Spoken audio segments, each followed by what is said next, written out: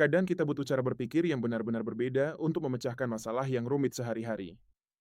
Buku, Think Like a Freak, karya Stephen Levitt dan Stephen Dugner mengajak kita untuk melihat dunia dengan sudut pandang yang tidak biasa, mendorong kita keluar dari zona nyaman pemikiran konvensional agar bisa menemukan solusi inovatif. Di sini, Freak bukan berarti aneh atau gila, melainkan berani mempertanyakan hal-hal yang orang lain terima begitu saja sebagai kebenaran mutlak. Pemenang seringkali lahir dari pemikir yang berani berbeda arah, seperti yang ditunjukkan dalam buku ini melalui berbagai contoh nyata di mana pendekatan unik membawa kesuksesan tak terduga. Masalah besar yang tampak mustahil seringkali bisa diselesaikan hanya dengan satu pertanyaan yang tepat dan tajam. Seperti yang ditekankan oleh Levitt dan Dubner, kualitas pertanyaan yang kita ajukan akan menentukan kualitas solusi yang akhirnya kita dapatkan, karena pertanyaan yang baik membuka pintu untuk pemahaman mendalam.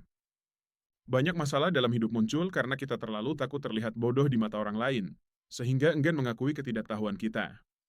Pemikir, Freak, justru berani berkata lantang, "Aku tidak tahu." Dan dari pengakuan jujur itulah, jawaban-jawaban brilian mulai bermunculan dengan sendirinya. Jangan hanya fokus memperbaiki gejala-gejala permukaan yang terlihat, cari dan pahami akar sebenarnya dari masalah tersebut. Perubahan kecil yang tepat di akar masalah bisa mengubah keseluruhan hasil secara dramatis, seperti yang diilustrasikan dalam buku ini melalui analisis mendalam tentang dinamika sosial dan ekonomi.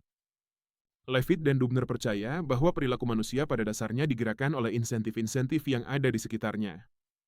Jika ini mengubah perilaku seseorang atau sekelompok orang, ubahlah insentifnya secara strategis, bukan hanya dengan ceramah atau paksaan yang seringkali gagal. Kita sering terjebak mempertahankan ide-ide salah hanya karena gengsi dan rasa malu untuk mengakuinya di depan orang lain. Pemikir hebat, seperti yang digambarkan dalam Think Like a Freak, berani merevisi keyakinan mereka kapan saja diperlukan, karena mengakui kesalahan hari ini bisa membawa kebenaran besok. Anak-anak belajar dengan sangat cepat karena mereka bebas dari bias-bias dewasa, tanpa rasa malu, dan penuh dengan rasa ingin tahu yang tulus. Orang dewasa sering lupa cara berpikir polos dan terbuka ini, padahal itulah kunci untuk inovasi dan pemecahan masalah yang efektif.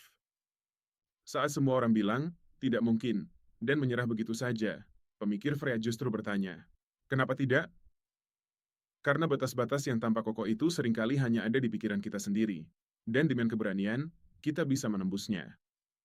Penulis buku ini menunjukkan bagaimana ninja Jepang zaman dulu menang bukan dengan kekuatan fisik semata, tapi melalui strategi yang tidak terprediksi dan cerdik.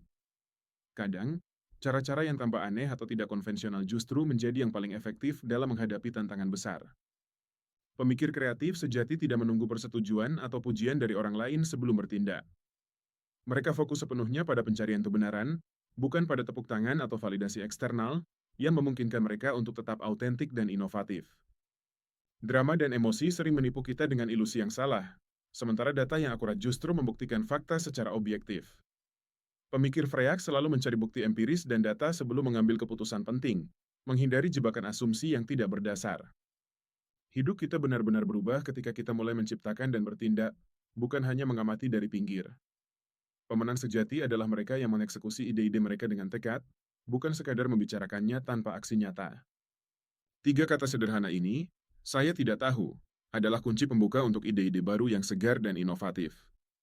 Saat pikiran kita jujur dan terbuka, ia menjadi lebih mudah menemukan sudut pandang baru yang sebelumnya terlewatkan. Seringkali, solusi terbaik untuk masalah apapun justru yang paling sederhana dan langsung.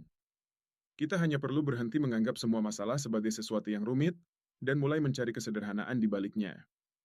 Kadang, menyerah pada sesuatu adalah langkah paling cerdas yang bisa diambil, bukan karena kelemahan, tapi karena kita menyadari perlunya berpindah ke medan yang lebih menjanjikan dan produktif.